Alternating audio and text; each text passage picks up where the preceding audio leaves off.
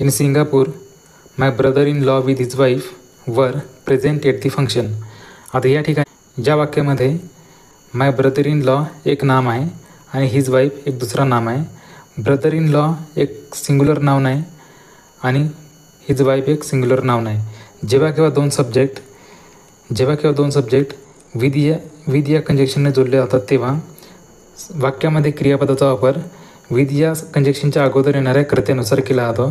आणि या ठिकाणी माय ब्रदर इन लॉ एक सिंग्युलर नाउन आहे म्हणून या ठिकाणी वरच्या ऐवजी वाज हा क्रियापद येईल आणि वाक्यरचना अशा पद्धतीने बदलेल की in Singapore my brother in law with his wife was present at the function.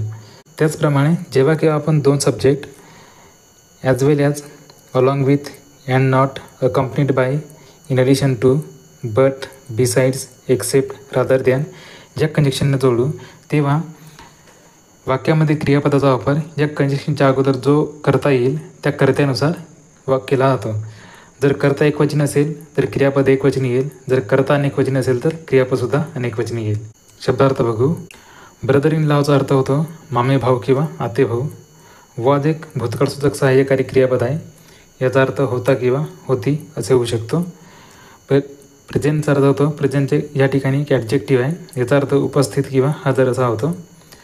आणि फंक्शनचा अर्थ कार्यक्रम असा होतो.